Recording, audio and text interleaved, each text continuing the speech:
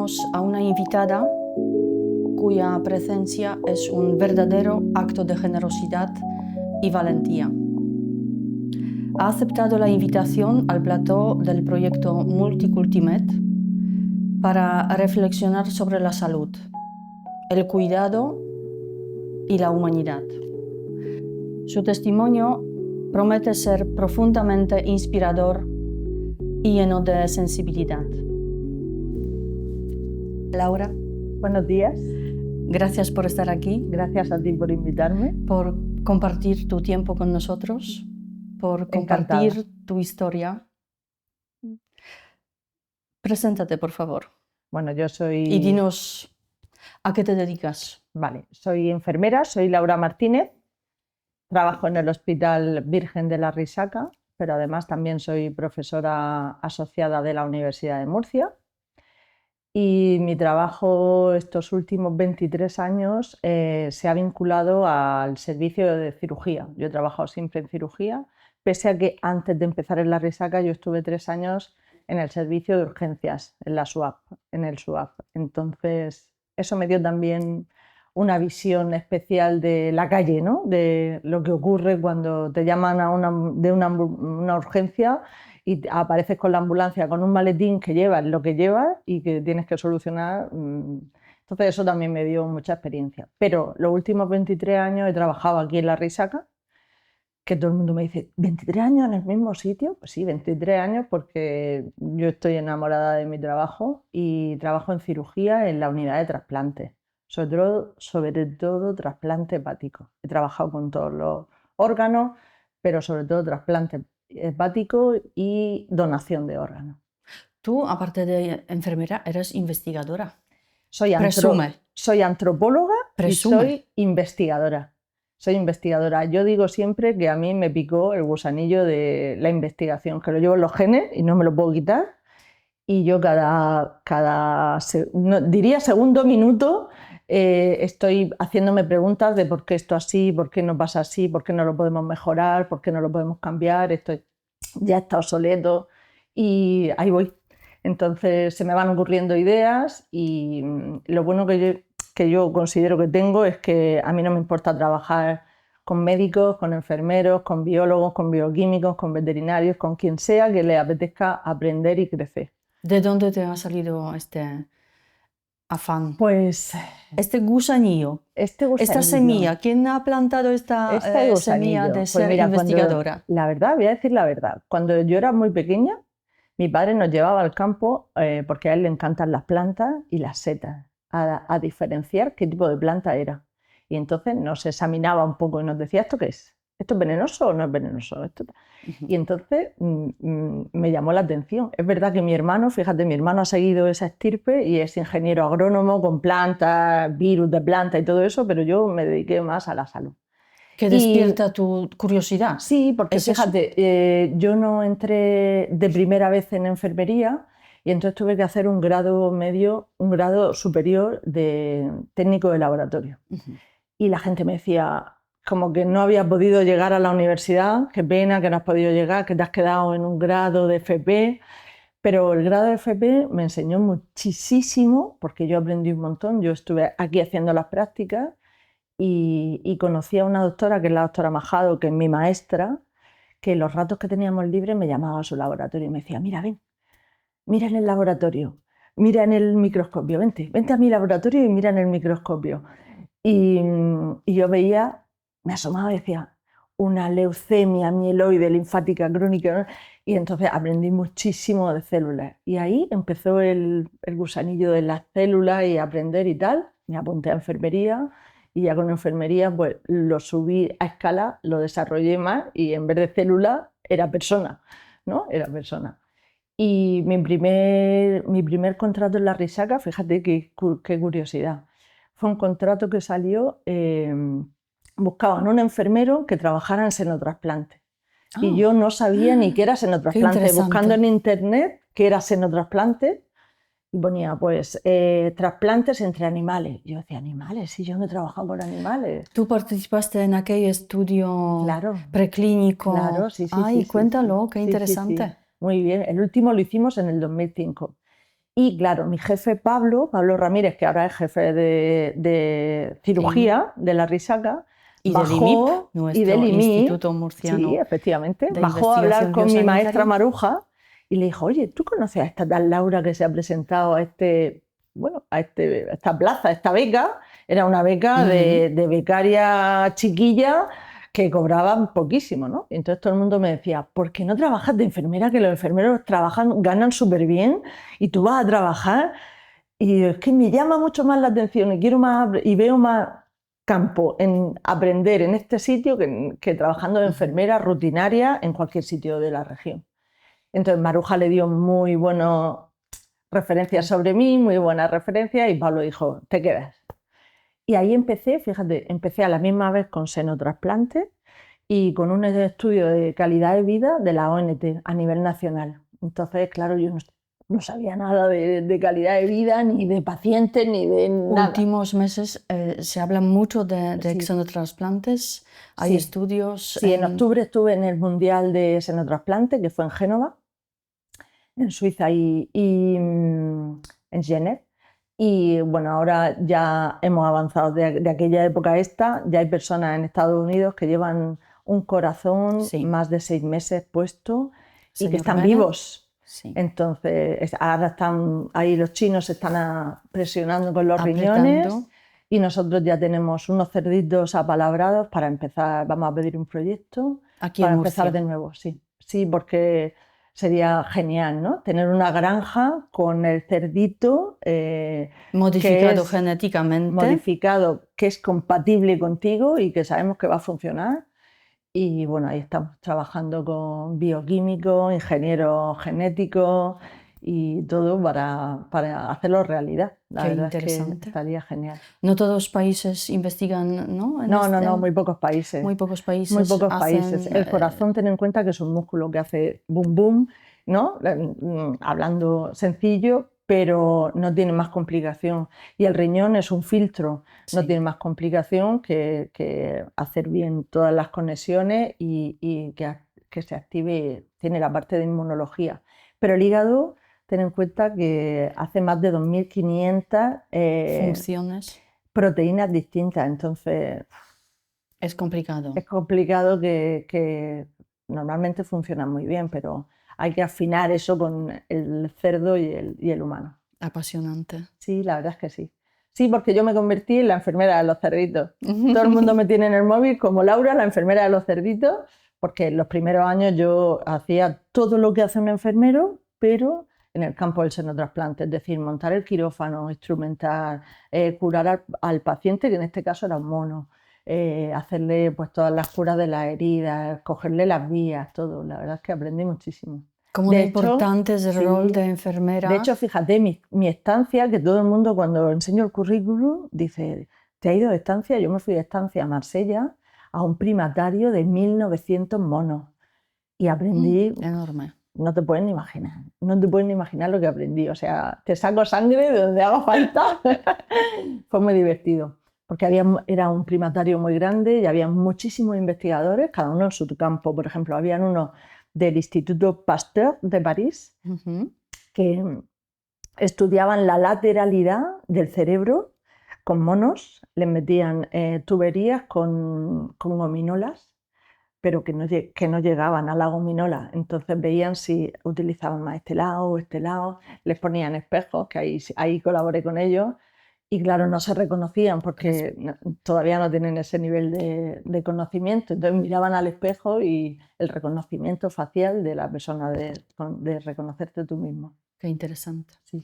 ¿Y hoy qué haces día a día? ¿Y hoy qué hago? Pues mira, 2 días o 3 antes de la pandemia me nombraron en el hospital, en la dirección supervisora de investigación. Porque yo intuyo que se dieron cuenta de que mucha responsabilidad. Sí, la verdad es que responsabilidad, porque somos todavía un campo muy duro, muy duro. Fíjate que todos los jefes de servicio con los que le he tocado la puerta, a todos, el de la UCI, el de la REA, el de el de anestesia, el de nefro, el de gastro, todos me han dicho que sí, que sí a todo, a todo. Ha sido sorprendente porque yo digo, mira, quiero hacer un proyecto en tu UCI, que quiero medir esto y lo otro. Y dice, venga, vale, ¿cuándo empezamos? Escríbemelo y mándamelo y lo mandamos al comité. Pero ahí he tenido el freno de nuestra profesión, de los enfermeros que están, Sí. claro, como no tienes costumbre de investigar y están estos últimos años, todas las investigaciones, todo lo que se ha hecho es para los médicos, ¿no? Llegaba un médico y decía, sácame esta sangre, ¿no? Y el enfermero se dedicaba a sacar la sangre, pero ya no sabía nada más de eso. Pero yo pienso que esto ha cambiado. Sí, ha cambiado. Mira, este proyecto Sí, es un proyecto liderado por enfermería. Sí. ¿Podemos estar orgullosos de ello? Mucho, muchísimo, muchísimo. Mi labor ahí ha sido, no que yo creciera como supervisora, siempre lo he dicho, sino indagar a los demás para que empezaran a trabajar. Y hemos creado proyectos muy bonitos de nefrología, con María Dolores del paciente crónico complejo, con fisio, con nutrición. O sea, yo he ido dando el empuje. Venga, que sí que se puede. No, porque no nos van a pagar nada, pues nada, te tienes que pedir un proyecto. Venga, yo te ayudo, ¿no? Y esa ha sido un poco mi labor estos años, de incentivar que la enfermería investigue de verdad. ¿Y has visto ya los frutos Sí. de tu trabajo? Sí. Por ejemplo, la consulta de nefro está espectacular, espectacular. El primer día de pandemia vino la nefróloga que se llama Flori, que crees que la adoro, y me dijo, hola, vengo a buscarte porque mi jefe me ha dicho que venga a buscarte porque tú me vas a conseguir una enfermera. Y dije, ¿cómo? El día de pandemia que estábamos como locos buscando enfermeros porque estaba todo el mundo asustado y todo tal. Y yo, ¿quieres que yo te busque una enfermera para mi consulta? Sí. Porque yo lo que veo es que cuando viene el paciente a mi consulta y yo le tengo que decir, si no se conecta a una diálisis, se muere. Y como tengo tantos pacientes en la lista, a mí no me da tiempo a explicárselo todo. Entonces se van con una angustia asistencial que yo me voy a mi casa todos los días con el corazón encogido porque le he podido dar 4 datos y le he dicho, Josefa, cambia la mente, que te tienes que conectar, que te mueres, que tu riñón no funciona. Y entonces se quedaba coja y eso era una necesidad muy importante, clínica y humana. Entonces buscamos la enfermera, nos costó muchísimo de hablar con un montón del supervisor de la diálisis, el supervisor de la nefro, el supervisor, para que dieran el visto bueno de soltar a alguien que controlara un poco de nefro. Entonces lo que hace Leonor, que es la enfermera que está con ella, han creado un equipo médico-enfermero a muerte y entonces Flori da la noticia como médico que es, pero directamente el paciente pasa a Leonor, que es la que le explica qué puede comer, cuántas veces tiene que lavar las cosas, le explica todo para prepararse para la fístula, le explica cómo va a ser la fístula y luego conectarse a la máquina y ver si son candidatos a trasplante o no. Hay personas que no pueden ser candidatas por su propia anatomía, por su propia enfermedad o si se puede trasplantar, darle toda la información, meterle en lista de espera, hacerle todas las pruebas y está funcionando genial, los pacientes están súper contentos. Y ahora estamos haciendo un mentoring con un paciente que ya ha sido trasplantado, que hace grupos focales con el resto de los pacientes para que no se han trasplantado todavía, para decirles, mirad cómo estoy yo, soy un ejemplo yo corro, juego al pádel, yo no sé cuánto, la mayoría tiene una calidad de vida estupenda. ¿Qué te hace feliz? ¿Qué me hace feliz? Me hace feliz, pues, lo típico que nos hace feliz a los humanos, ¿no? Estar con la familia, divertirte, estar sano y poder hacer cosas. Me hace muy feliz viajar. Yo tengo el gen viajero. Entonces, cuando me falta un viaje a la vista, estoy ya que... Recuerda que tenemos un viaje pendiente. Sí, un viaje pendiente. Y me hace muy feliz ver a los pacientes cuando salen. Ahora llevo un proyecto del sueño y los últimos pacientes que ya se han ido a casa y que llevan un año trasplantados, tengo que hacerle otro registro del sueño. Entonces, pues bueno, como eran a veces dificultosos y a veces hay que dar de parte de ti, pues me cogí el coche y me fui a buscarlo. ¿Dónde vive? En Lorca. ¿Dónde vive? En Ellín. ¿Dónde vive? En Albacete. Pues voy a tu casa. ¿Qué día estás? Y entonces me hace muy feliz verlo y que me cuente, hija, es que he llegado tarde porque vengo de jugar al pádel, que es que estoy toda la mañana con los amigos. Genial. O sea, eso para mí es calidad de vida, eso te ha devuelto la vida y puedes seguir. Muchos consiguen trabajar, o sea, vuelven a trabajar. Eso me Esto es hace mucho, importante. muy, muy feliz, ver que nuestro trabajo sirve y merece la pena. Volver a la vida normal después del Sí, trasplante, sí. sí, sí, Después de una operación tan grave. sí, sí, pero feliz me hace mi trabajo, a mí me gusta mucho mi trabajo. Siempre mi madre decía, si vas a estudiar o vas a hacer alguna profesión, que te guste todos los días, que tú te levantes con ganas de ir a trabajar, que no digas, ay, por Dios, hoy tengo que ir a trabajar y lo odio y tal, no sé qué. Habrá mejores compañeros, peores, habrá situaciones mejores, días mejores, peores, pero que te guste. Y a mí me gusta mi trabajo mucho. En 3 palabras, ¿cómo te describirías? Puedes utilizar más. Vale, 5, me si describiría hace falta, creativa, me creativa. describiría intuitiva y me describiría con ganas de hambre de conocer cosas, de conocimiento. Me falta, yo necesito entender las cosas, entender qué pasa, por qué hay inflamación, por qué ese paciente ha fallecido o está tan mal o tiene fiebre o no duerme o por qué no está comiendo o, ¿no? Ujú. Eso me describiría. Eh, Vamos a cambiar Venga, las preguntas. venga. Vamos a hablar de lo que nos duele, de lo que nos preocupa. El proyecto Multicultimed quiere ser inclusivo, quiere hablar de problemas cotidianos, quiere poner foco, poner luz en sitios donde a lo mejor hay colores grises, oscuridad, sombra. Yo te voy a preguntar, ¿alguna vez te has sentido excluida, Sí, invisible, sí, sí, ignorada? sí. ¿Te Muchas veces. acuerdas algunas historias que podrías contarnos? Muchas veces. Pues mira, en el 2023, en enero, me diagnosticaron un cáncer de mama. Y es un choque mental muy gordo porque se supone que yo cuido a los demás. No hay nadie que me cuide a mí porque yo soy la cuidadora, soy enfermera, ¿no? Entonces, bueno, pues en la vida a veces te da esos zarpazos y te para. Y la cosa fue, ¿qué hago con mi vida? ¿Qué hago? Y decidí seguir trabajando. Ujú. Se me cayó el pelo, me puse una peluca y la mitad del hospital, bueno, casi nadie supo que yo estaba enferma. Me pegué una paliza gorda, gorda de trabajo porque, claro, conforme me iban dando la quimio, cada vez estaba más Pero cansada. ¿cómo lo afrontaste físicamente? Porque no solo emocionalmente, pero físicamente. Físicamente me ponía mi bata y seguía trabajando porque para mí son más importantes mis pacientes, ¿no? Independientemente de que yo ahora ya le haya dado la vuelta y ahora mismo yo me debo de cuidar, pero en ese momento pues estaba en esa situación y decidí no contarlo a nadie. Solo lo sabía mi Ujú. marido, ni siquiera mi familia lo sabía. Me notaban rara porque yo siempre llevo el pelo largo, tú lo sabes, y me lo corté por aquí. Entonces, claro, algo no cuadraba, algo no cuadraba.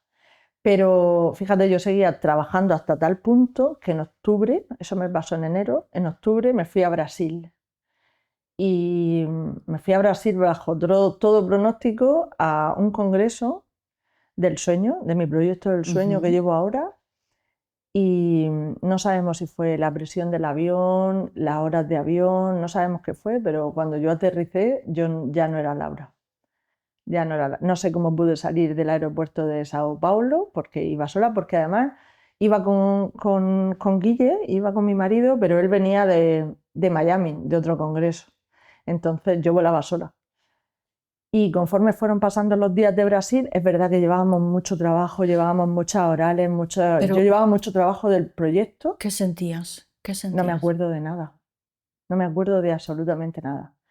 Y cuando vinimos aquí, estuve ingresada 28 días en Narnia, como yo digo. No me acuerdo de nada, de nada. Se me ¿El fue, esfuerzo del sí, viaje ha sido el tan esfuerzo, grande? la presión, los nervios, no lo sé. Y entonces ya fue un punto ahí De inflexión. de inflexión total, de darme la baja, de dejar de trabajar y que se enterara mi familia, o sea, todo de golpe, todo de golpe. Y claro, entonces la universidad, claro, stop, el hospital stop, y yo poco a poco ir recuperándome porque en 28 días se pierde muchísima calidad de vida, en cuanto de fuerza de músculo, Sí. de recordar cosas, de todo. Yo no sabía ni coger un tenedor. Entonces eso me hizo pararme. Y entonces descubrí y fui de verdad, no me sale la palabra, pero que me di cuenta de que todo esto lo había hecho el estrés que yo llevaba de trabajo. Porque claro, yo entraba al hospital a las 6 porque a las 8 no me daba tiempo, entonces empecé a quitarle tiempo a las 7. Venga, pues a las 7 hacemos reuniones, pero por ejemplo con Flor y Carmelo de geriatría, los proyectos los llevábamos a las 6 de la mañana. Quedábamos a las 6 de la mañana en la cafetería, entonces a las 8 ya habíamos hecho todas las reuniones y yo ya empezaba a trabajar como supervisora de investigación. Esto es mucho sacrificio. Pero a las 3:30 yo estaba aquí en la universidad, entonces cruzaba el puente, a veces me daba tiempo a comerme un huevo duro. No me daba tiempo a más porque a las 3:30, o sea, yo salgo a las 3 del hospital, si todo va bien y todo está controlado y todo tal, y a las 3:30 tengo un montón de alumnos que me están esperando. Que las clases nuestras pues son de 100 alumnos, o sea, son bastantes. Entonces yo fui consciente entonces del nivel que llevaba de estrés y de trabajo y de estrés, porque me gusta tanto que a nada decía que no, a nada decía que no. Y la sorpresa fue cuando me dieron la baja, pues que como que ya te dan de baja y ya desapareces del panorama, ¿no? Y nadie cuenta contigo y nadie, y eso ahí me he sentido un poco Ignorada, perdida, sí. perdida. Sí, este verano yo me planteaba qué voy a hacer si me dicen que no, si me dicen que ya no puedo trabajar más, qué voy a hacer, entonces me ha servido mucho para estar en el otro lado, ¿no? Uno que es profesional dice, le ha dado un cáncer a no sé quién, ¿no? Dice, pero si era médico, ¿no? Bueno, es que los médicos también enferman, ¿no? Y claro, cuando estás aquí en este lado, dices, ostras, que yo no esperaba, que yo he hecho todo lo posible y me he cuidado, sano, ejercicio, bla, bla, bla, pero me ha tocado y ya está. Y la vida te toca así, con una varita y te toca. Entonces sí que me ha servido para regular y para colocar las cosas.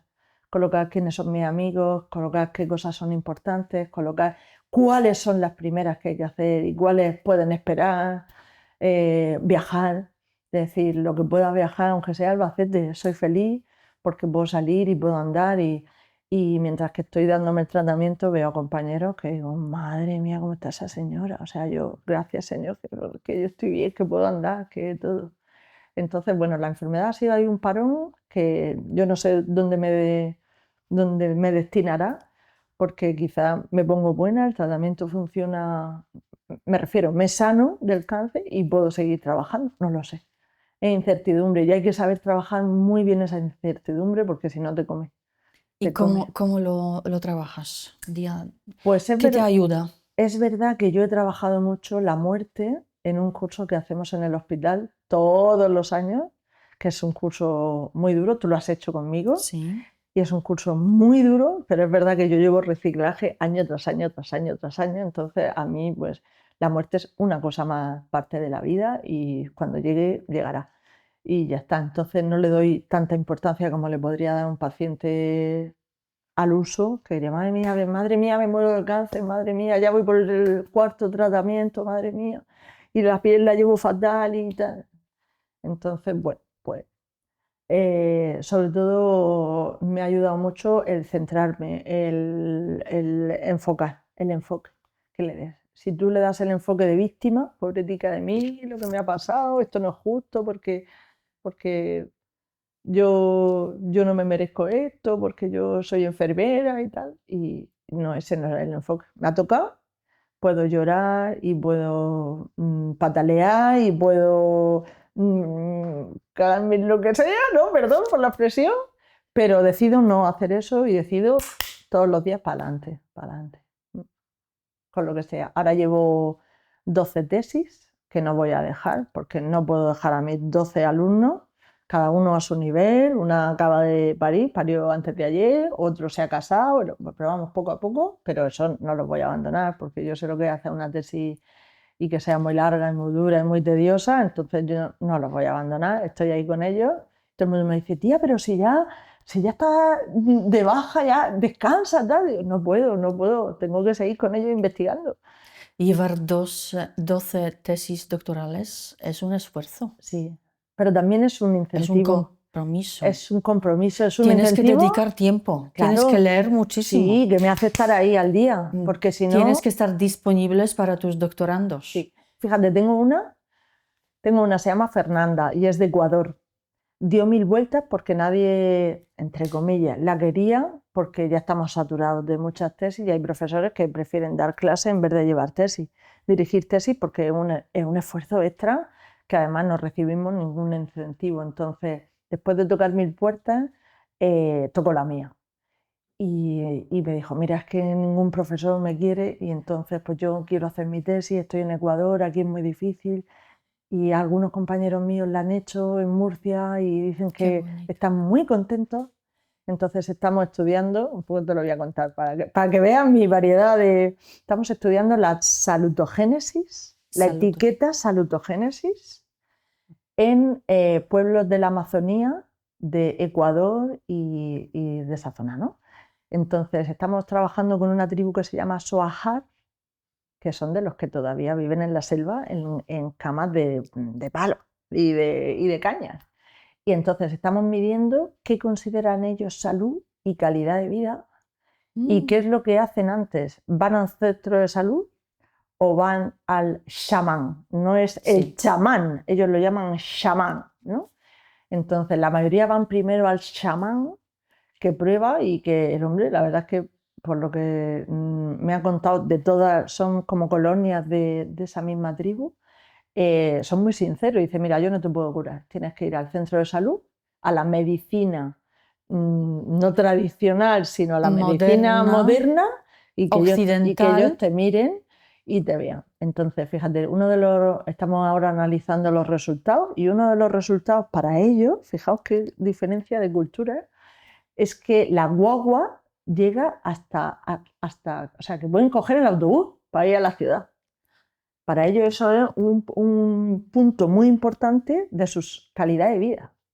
Antes que la salud, o tener dinero, tener trabajo, que el autobús venga a recogernos y podamos ir a la ciudad, porque la ciudad a lo mejor está a 100 y pico kilómetros, entonces ellos no y le ha costado, llevamos un año solo de papeleo para que todos los jefes de las tribus, de cada una de las tribus, nos diera el permiso para inmiscuirnos dentro de lo que es la tribu, hablar con la gente, ver qué hacen, por qué utilizan el ayahuasca, cómo utilizan todos los productos que utilizan. Y la verdad es que se va a quedar muy bonita esa tesis. Ahí me sale la parte antropóloga, que no...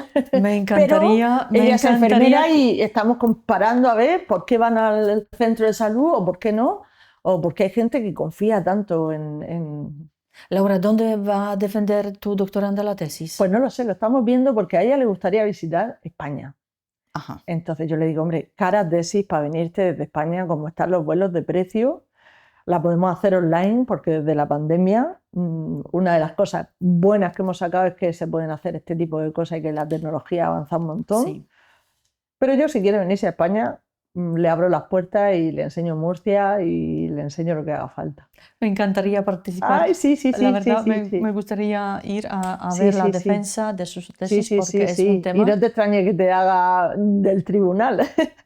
Ay, muchas gracias. Porque yo sé que tú manejas bien los conceptos de salud y calidad de vida y calidad. Pero sí es verdad que ellos siguen viviendo descalzos con faldas de palmera y o sea que muy lejos de donde estamos. Y los problemas que tienen ahora mismo son la minería y la tala de árboles. Sí. Porque ahora mismo los occidentales nos creemos que somos el ombligo del mundo y vamos arrasando países como si fueran nuestros y no es verdad. Pierden su hábitat natural. Pierden todo. De donde se nutren, ¿no? Para curarse. Sí. Ellos se curan solo de la selva. se alimentan de la selva y viven de la selva. La naturaleza y la selva es para ellos un Dios que nos da la vida. Entonces, claro, quitarles todo eso es una puñeta porque... Fascinante, sí, fascinante. sí. Dice que ya los jóvenes no hablan suajar, ya los tratan como colonos y ya hablan el español de Ecuador. Entonces, claro, poco a poco se va a ir perdiendo pues sus costumbres. Es una pena, porque al final perdemos riqueza de variabilidad y de distintas razas, distintas etnias, distintos pensamientos. No es nuestro el mejor, es uno más, que nos pensamos que es el mejor. Qué bonitas palabras para terminar nuestra entrevista, Laura. El tiempo se me ha pasado volando. Muchas gracias por darme este espacio para que cuente un poco todo. Te estoy muy agradecida. Yo a ti. De verdad, de todo el corazón, gracias por tu tiempo, por compartir este espacio, por compartir tu historia. Gracias, porque no pensaba hablar ni de mi enfermedad ni de nada, pero ya pues es una parte de mi vida que ya he aceptado y para adelante, o sea, con alumnos, ayudando a los compañeros, pidiendo proyectos nuevos y lo que haga falta. Y yo sigo estando en el IMIB y ya sabes que cuentas conmigo para lo que necesites, lo que te apetezca y ese viaje lo tenemos pendiente. Muchas gracias. Gracias. ¿Te puedo dar un abrazo? Claro que sí. Claro que sí. Te quiero mucho. Te quiero mucho. Gracias por esta invitación y dejarme esta ventanita. Yo tenía mucho miedo, te prometo, tenía mucho miedo. ¿Qué va? Pero no sé si quería que habláramos de otro tema. Yo me he ido por ahí o te sirve lo que te he contado. No importa que nos has mostrado tu historia, que nos conozcamos más. Tu testimonio es muy valioso. El mensaje es que aunque te dan, te da y también os lo digo a vosotros, te da de repente así un zarpazo la vida y te da la vuelta y de repente dices, ¿qué ha pasado? ¿Qué ha pasado? Y yo agosto me pasé todo agosto, pero imaginaros, todo agosto pensando, pero vamos a ver, si yo soy enfermera y soy profesora, a partir de ahora no voy a ser enfermera ni profesora. ¿Qué me estás contando? Entonces, los del tribunal, para que lo sepáis, los del tribunal de la seguridad social y de las incapacidades y de las bajas y todo eso, la señora que me atendió, que fue un momento horrible porque, fíjate, hablando de lo humano, la que había salido antes salió llorando y yo decía, ¿por qué sale la gente llorando de este despacho? Y cuando fui a entrar le dijeron a mi marido, no, entra ella sola. Y claro, te ves ahí sentada y me dice, bueno, ya sabes que a partir de ahora no vas a poder trabajar ni de enfermera ni de profesora. Digo, pero bueno, una media jornada o algo. Dice, no. Puedes trabajar de lo que quieras menos de eso. Y le digo a la médica, ni me miró, ¿me está usted diciendo que puedo trabajar de albañil o fontanero o camionero? Dice, efectivamente, eso sí lo puedes hacer, pero enfermera y profesora no. Y fue como, ya te llamará un tribunal que te evaluará y te dirá si puedes trabajar o no. Entonces la vida te da así que te deja así como, ¿y ahora qué soy? Entonces yo tengo 46 años, entre comillas, ¿no? 23 en el hospital siendo enfermera y ahora de repente... Entonces Guille, mi marido, me decía, tú vas a ser enfermera toda la vida. Digo, ya, pero... ¿Y qué hago? ¿A quién pincho? ¿A quién curo? ¿A quién? Porque te quedas sin identidad. Fíjate, a veces nos agarramos tanto cuando te dicen, ¿tú qué eres? Yo soy cirujano. No, yo soy Pedro, que me dedico a la cirugía. Pero a veces nos agarramos tanto a nuestra profesión y nos da tal imprinting, ¿no? Que te crees que eres eso y no eres eso. O sea, yo soy pintora y a mí me encanta restaurar muebles y estoy pintando, hacemos una exposición en abril y yo sigo haciendo cosas, o sea, sigo para adelante con lo que sea. Ahora la gente me dice, eres súper afortunada. Tengo gente que me dice que soy súper afortunada y tengo gente que me dice, ay, qué pena, que ya no... Sobre todo los pacientes y todas esas cosas. Pero bueno, es lo que hay. Voy a la planta, voy a la REA, voy a la UCI, pero con la línea de investigación. Seguimos haciendo cosas, yo sigo haciendo un proyecto de SESI, uno de cronobiología, sigo haciendo proyectos y me meto hasta las entrañas del hospital con mi bata y con mi tal, pero sabiendo que yo ya no pertenezco a ese gremio Formalmente, laboral, ¿no? formalmente. Laboral. Así que nada, muchas gracias Muchas por darme gracias, este Laura. espacio. No sé cómo se han quedado ellos porque me han Muchas dicho, madre mía, gracias. menuda loca de los monos, de los monos a los cerdos. Que sepáis que en breve saldremos en las noticias porque mi jefe está muy por la labor que antes de jubilarse, sí o sí, Murcia tiene que hacer un senotrasplante y salvar vidas. Imaginad lo que supondría tener una granja llena de animales que podamos utilizar, porque claro, en el trasplante tú no sabes cuándo va a llegar el órgano. Entonces eso supone una calidad de vida terrible para los pacientes. Terrible. Incertidumbre, claro. La semana que viene hacemos el curso de donación y pongo un vídeo de uno de mis pacientes que habla de eso, ¿no? De que te dicen, bueno, pues a partir de ahora sabes que estás en lista de espera para trasplante, el móvil 100% de batería, 24 horas encendido, además se lo dicen así con ese 24 horas encendido, y no puedes estar a más de 2 horas de la risaca, porque si te llamamos y no vienes, pasa el turno al siguiente de la lista. Entonces imagínate, pues si tienes un hijo que acaba de parir en Madrid, que quiere ir un fin de semana, es que La presión tiene que no ser puede, tremenda. no puede, va a la playa y dices, pero espérate, ¿a cuánto está la playa? ¿A cuántos kilómetros? Y si pillamos atasco y si no sé cuánto, y hay pacientes que no duermen, oyen ¿ha sido el móvil? ¿Ha sido el móvil? ¿Han llamado? ¿Quién ha llamado? ¿Qué? Entonces, a veces eso es un mes, pero a veces es un año que tarda el órgano en llegar. Y aparte, tiene otra parte que es la parte agridulce, como yo la llamo, agridulce o el yin y el yang, que es que tú estás muy enfermo, te lo acaban de decir en la sesión que tenemos los martes, ¿no? Todos los médicos te han dicho, o te trasplantas o te vas, nos vamos. Y a la misma vez, tú estás deseando que alguien se muera para que te dé ese órgano. Entonces, yo quiero vivir, pero yo no quiero que nadie se muera para que yo viva, ¿no? Y entonces, eso lo llevan ahí, porque cuando te llaman y te dicen, oye, que tenemos un hígado para ti, pues tienes alegría, pero a la misma vez tienes esa controversia de decir, joder, alguien ha muerto, alguien ha fallecido, y además era muy joven porque ha sido un accidente de moto, tal. Entonces, encima de todo, me va a dar mucha calidad de vida, a lo mejor y puedo durar muchos años, pero alguien ha tenido que fallecer para que... Aprovechamos este espacio para dar las gracias a los donantes. A los donantes y a los pacientes, a los dos. Y a la familia, a los cuidadores, que se nos olvidan los cuidadores.